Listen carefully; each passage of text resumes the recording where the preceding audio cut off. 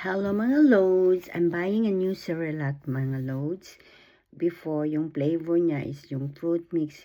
Ito naman yung flavor niya mga loads. Ito lang, simple lang siya. Kasi there's no any flavor that when I'm looking for it. And then, only this one. So, I just grab it for it.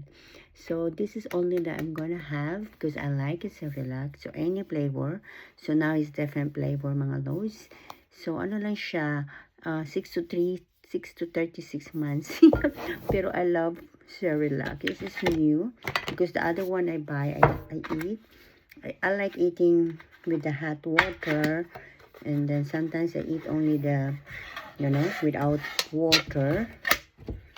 So, nilalagay ko siya, I put it here in the bowl mga kalods. Nilagay ko lang siya dito. And dito, minsan I will eat with the hot water mixed with the hay.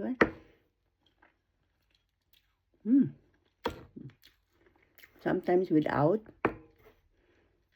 Puno-puno, is full. Yan mga lods.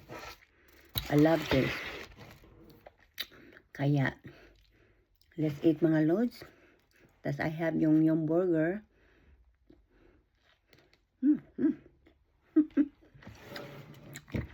Ano yung mga lods, sauce.